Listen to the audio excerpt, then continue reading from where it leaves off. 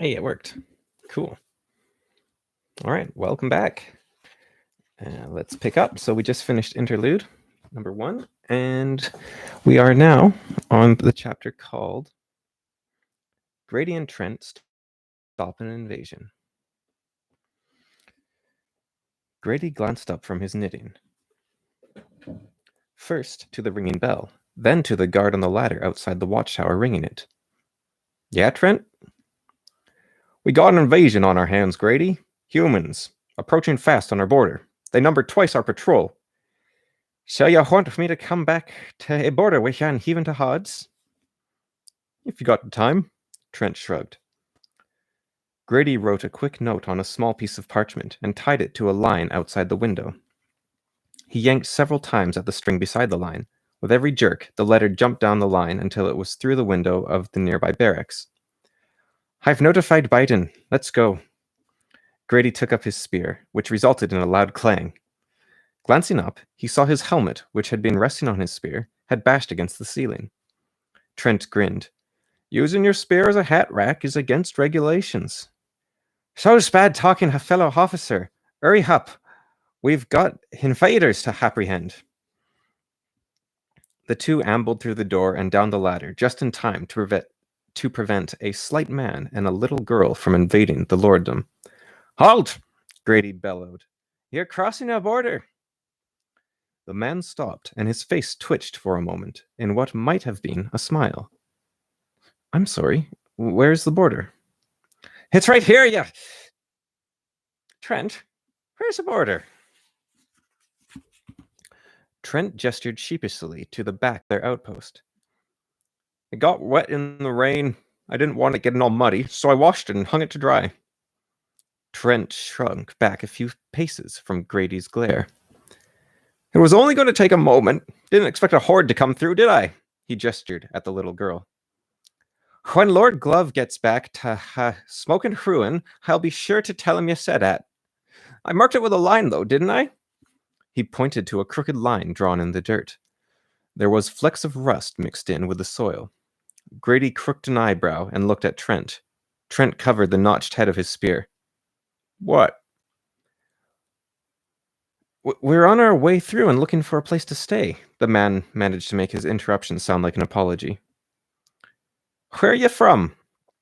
A long way from here. I am Lanet, a peace seeker. He trailed off as Grady frowned. I'm sorry, did I give cause for offense? If you're wondering, it's not a peace seeker we take offense to.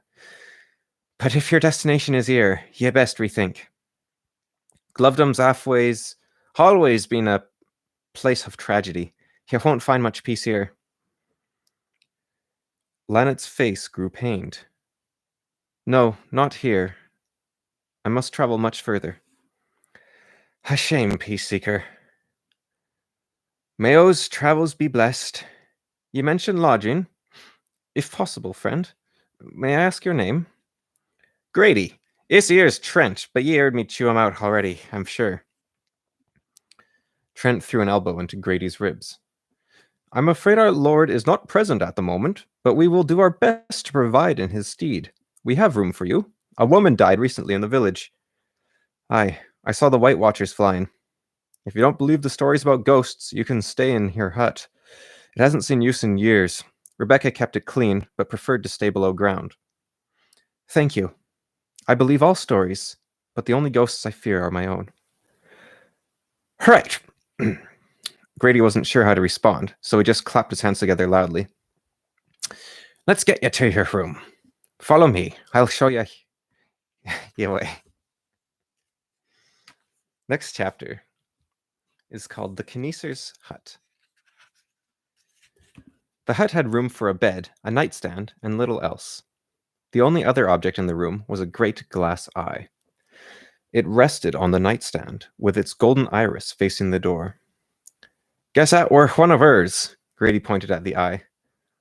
We'll need to wait until Lord Glove is back before moving it.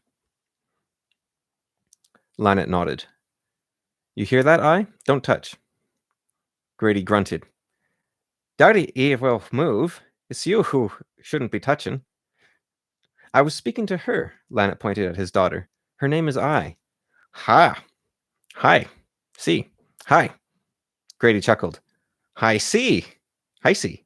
Hi. See. Funny, isn't it? Lanet's eyes strained with myopic humor. Yes. Yes, it is. Grady grinned at Lanet. I'll leave you to it, hen, eh? Hi? No, her daughter can stay here. It's me leaving. He was laughing as he left. I heard him call to someone else down the street. Bidden! Wait up! Wait until you're here is here one. Lanet stroked I's head. Thank all which is good for hospitality. He checked the sun. Speaking of which, I've got some friends to see before dark. Do you want to come? I had to stifle a yawn just thinking of Lanet's friends. All they did was talk. No, your friends are boring. I want to stay here. What's boring about debating the semantic difference between rubies and sapphires? He winked at her. I'll be back in a few hours. Don't wander too far. And remember not to touch the eye. I watched Lanet go through the window. She didn't think his last words had been fair. Why couldn't she touch the eye? She pursed her lips the way her father had. She guessed the guard was worried she'd break it. She smushed her nose thoughtfully against the glass. She'd never scratched any of Lanet's gems, so there was no reason for him to be worried. Maybe he had meant that she should be careful. I's face brightened. She could be careful, especially if it meant she could play with the eye. As long as she didn't damage it, no one would mind. Once Lanet had disappeared, I hopped down from the window and went over to the table. Then, just in case, she went back to the door and looked around. She wasn't doing anything wrong, but she had learned that other people tended to misunderstand her intentions. Fortunately, no one was there. Reassured, I carefully touched the eye. It moved. I shrieked and leapt away from the eye, falling on her rear. She found herself level with its pupil, for its golden gaze had followed her descent. She could now see that its iris was not a continuous band like she had previously thought. Instead, the ring was composed of 1,000 flecks of gold. She squinted. There was something beyond its iris, set deep within the amber glass. I thought it looked like a mottled candle, or a scroll with its edges burnt. The eye began to roll toward her. I's heart fluttered. She spoke softly to the eye, trying to keep the fear out of her voice. Lanet had told her strange things were often more afraid of them. Hello, I'm I. Who are you? It's okay, I won't hurt you. The eye responded to her by rolling off the edge of the table. I snatched for it and missed, banging her forearms against the nightstand. I winced as the eye crashed into the floor, but the glass appeared unharmed. It started to roll again, heading for the threshold. Stop! I pushed herself to her feet. The eye ignored her and rolled out the door. I ran after it. The eye led her from one end of the village to the other. It led her across a meadow with green shoots pushing up through the mud. It led her over a small wooden bridge crossing a stream. Finally, it led her up a long and twisting path to a hideous shack full of dead rodents. I gulped greedily at the rat-infused air as she ran. She almost had the eye. It had nowhere left to go. Just a few more steps and there was a stairway at the back of the shack. The eye rolled down it. As it did so, a faint howl rose from the stair's depths. I stumbled to a halt at the edge of the first step and peered over nervously, still sucking in air. The path was dark and obscured by smoke. Shadows capered along the walls. Water dripped steadily onto the steps. A high-pitched scream suddenly replaced the howling. I jumped, stumbled, and caught herself on a slime-covered wall. The scream cut off a moment later, replaced with a low sobbing. Eyes panting quickened. She didn't want to go down there. She bit her lip to stop herself from crying. It wasn't even her fault the eye had run away. How was she supposed to know it could move? And, she thought, I ruined my dress chasing it. It had been so pretty. And now it was wet and covered in mud. A lump formed in her throat as she pulled her wet dress from where it clung to her legs. She had ruined it. If she didn't get the eye back, it would all be for nothing. And she'd get in trouble. The big red-faced guardsman would be furious. And Lanet didn't get angry, but he got sad, which was worse. I pushed the thought away. She felt bad thinking of it. She'd rather see whatever was making all the noise than have Lanet be sad at her. Okay, she said. It was what Lanet said when he was thinking. He had told her it was a reminder. He'd said the truth of the situation was often better than he imagined. Okay. The stairs were covered in slippery mud. She'd need some form of support to help her get down from them. Okay. I found a rusty sword propped against a sagging wall in the shack. She pretended she didn't notice the wall sag further when she took it. It would do. I figured she could also use it as a weapon if she was attacked by any monsters. Okay. I shuffled over to the lip of the stairs. She hoped going down them wasn't as dangerous as it looked. Okay. She tested the first step with her sword. It was mostly made of muck and slime, but there was also a patch of solid ground. She stepped down onto it. Okay. I repeated the process on the next step, and the next. Okay. The air got cooler as I descended. By the time she reached the bottom, goosebumps had risen on her arms and legs, and she was shivering violently. She knew she would freeze solid if she didn't keep moving. Thankfully, the ground was flat here, and relatively dry. I set off down the tunnel at a light jog. The run warmed her, but her teeth were still chattering by the time she was brought up short by a mossy wooden door. I pulled her arms into the sleeves of her dress as she studied it. The door had no handles nor hinges, yet still stood, as if suspended in place. If that wasn't strange enough, someone had carved runes all over the door. Most were obscured by moss, but I could still recognize one. She traced it with her finger and whispered its name. Strength. A damp wind sighed past I, brushing her hair across her face. I heard a voice on the wind, the same voice which had been howling. Ah, the Kineser approaches. The door in front of her swung open, revealing a table covered in animal corpses. Enter. I raised her sword and tried to look brave. Who was that? I am Emmett. Please come in. Do you have the eye? I ducked under the table and looked around. Once again, her view was blocked, this time by a stack of wax cylinders wrapped in string. Where are you? To your right. I looked. She saw a pile of blue salt and some dead insects. Beyond that, she could make out a stack of scrolls. And beyond that, I rubbed a dirty hand against her eyes. Her view did not change. Beyond the scrolls was an enormous face carved in the wall. Its eyes were two holes scooped into the earth. Its mouth was a dark gash like a farmer's furrow. As I watched, it pulled apart, releasing a great stream of dust into the air. Ah, you see now. The Kineser's eye chose well. What are you? I navigated around a large stack of rune-covered papers. Emmett replied with a roar of dust and wind once she was clear. The whole stack went fluttering. I am a golem, built by Rebecca to teach the arts of the Kineser to you. What's a golem? The wall sighed, though I could not say why. She wondered if she had offended it, but before she could ask, it continued its strange, halting speech. Formless construct, given form, endless strength, obedient to its creator. None other. I crawled under a bow-legged table stacked high within numerous metal instruments.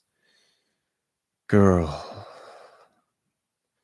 the Kineser is dead, in need of an heir. I straightened and found herself facing the wrong way. She turned in confusion. She was pretty sure she'd been going in a straight line. Is that why the eye chose me? The wind was softer this time, and harmonious. Several wires strung between a melted chandelier and a bristleless broom began to sing. I was created to teach. 46 days remain. You must learn kinesics. History of Rebecca. I ducked under a spear which leaned from a barrel stuffed to breaking with weapons. It creaked and writhed as I hurried past. I can't. I've got to go soon. Lanet and I are peace-seeking. Emmett let out another long sigh. With the last of its breath, it whispered, Lord Glove will speak with Lanet. He must. Next chapter. Lord Glove returns home to find I missing.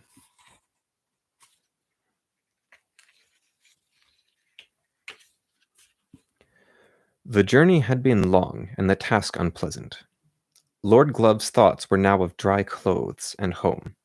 There was nothing like kicking your feet up in front of the fire at the end of the day. Oh, evening, your lordship. Wasn't expecting you back so soon. Or so he had heard. It was Turnpike, Lord Glove's youngest guard. Lord Glove explicitly remembered assigning Turnpike to guard Rebecca's workshop, not the border. What are you doing here, Turnpike? Where is Trent? Turnpike scratched the back of his head. His eyes darted to the left. Well, funny thing, I was just going to ask you the same. Haven't seen him since before I left for lunch. I was about to check the barracks to see if he'd left a note. Lord Glove had been walking all day and part of the previous night. He could deal with whatever trouble Turnpike had gotten himself into in the morning. He nodded stiffly to Turnpike, yawned, and began walking towards his manor. He was stopped by Turnpike's spear. Lord Glove raised an eyebrow. Yes? Turnpike blushed.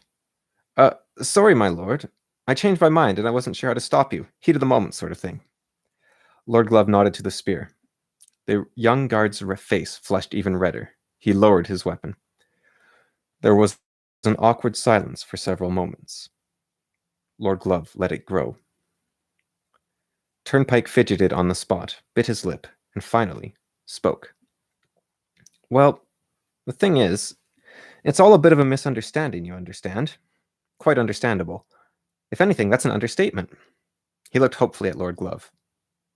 Lord Glove waited. Right. Well, what happened was I got back to the shack, lovely shack, by the way, even if it needs a bit of work, and, well, we have some guests in the dom, you see, a man and a maiden child, and she's gone missing. I found little footprints leading into the shack. That's why I was looking for Trent. Thought he might know what to do, without getting you or Bidden involved. Bidden involved. What? What? Sorry, an airplane distracted me as I was reading that. What? What? Lord Glove felt himself shaking off his stupor. You didn't go after her. Why did you abandon your post? I was taking my lunch break, and I was afraid. Turnpike hung his head in shame. It's dark and damp down there, and there's voices. Lord Glove slapped his own cheek hard to knock himself fully awake. He had to move. You're on double store duty until I say otherwise. Get Gar. Post him at the workshop. Stay with him until I return. Lord Glove thought of the unknown maiden child as he ran. What had possessed her to go down those stairs? Most adults were too afraid to make the descent, let alone girls. He hoped she hadn't fallen and broken her neck.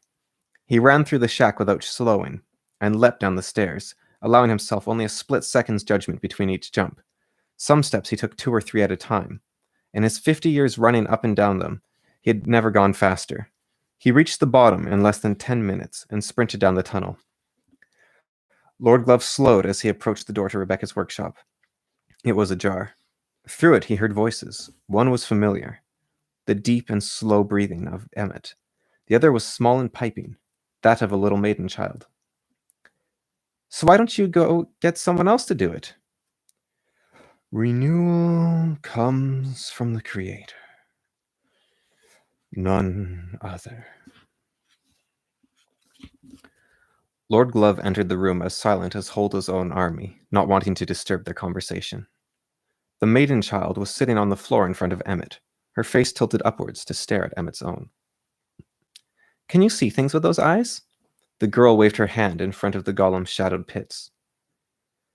That is a complicated question.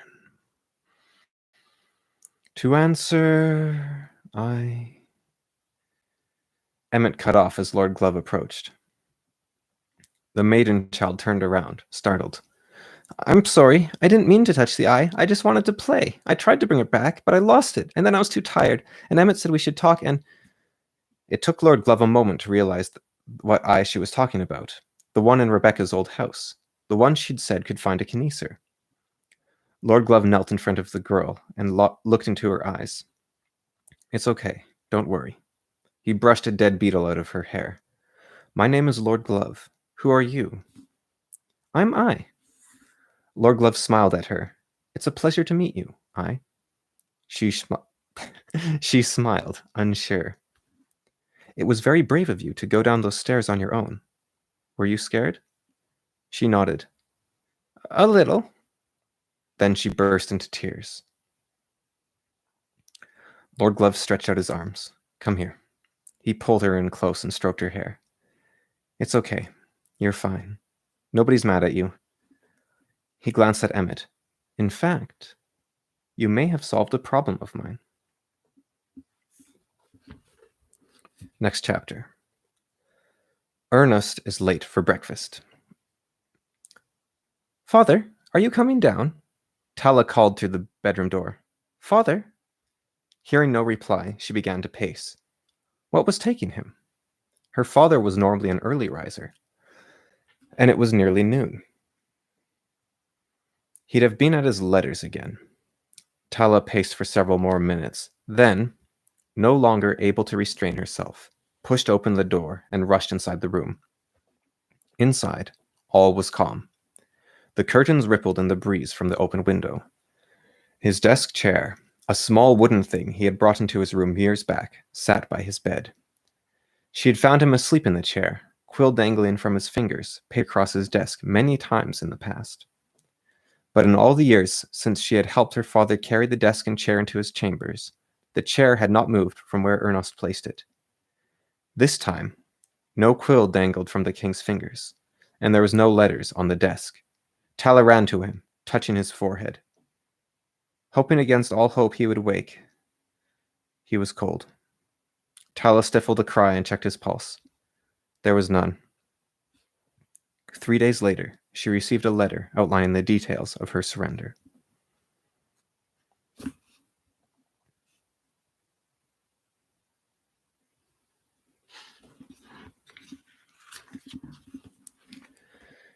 Next chapter. Matthew's question is answered. Wait! Adol cried, then cried again as he was nearly put from the cart. Not you, damnable horse! The thought is whom I asked not to flee. Stillo, what is the name of the largest dom in the immediate area? His companion, a man with pale blue eyes and short white hair, turned. He was clothed in only a bedsheet, pair of gloves, and a single shoe. Gaunter, I believe. Ah, thought that sounded familiar. Don't you see, Matthew? Adol shook a red-gloved finger at him. Gaunter contains Gauntheil's former capital. Matthew wished he could stare at Adol in disbelief, but it was to be expected. After 4 years serving the man, Matthew was disciplined in the ways of madness. Yes, I've been trying to ask you about it for some time. Why didn't you speak up sooner, lad? You could have saved us some time. Adol leaned across the seat to smack his frail hand atop Matthew's thick skull. Ow! Cried Adol. Look what you made me do. The youth of today have no respect. Isn't that right, Stillo? The philosopher raised a hand as if cupping a glass. Such is the way of all youth in any time. They are uneducated, and therefore shallow. Except for us, eh, Stillo? We had the respect. Stillo nodded thoughtfully. Aye, we knew what we know now then, and what we knew then now. Speaking of the kingdom of Gaunter, Matthew interrupted, I'd still like to ask my question. Ask away, lad, Adol said generously.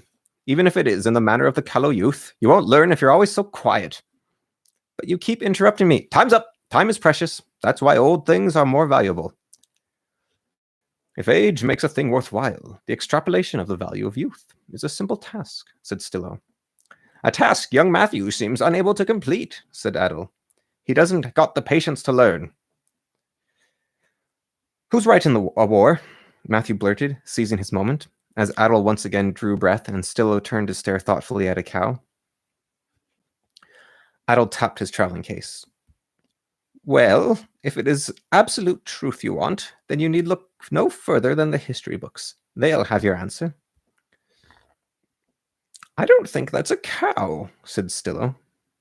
And what do they say? What do who say? Stillo asked, sighing as the cow disappeared behind a hedge.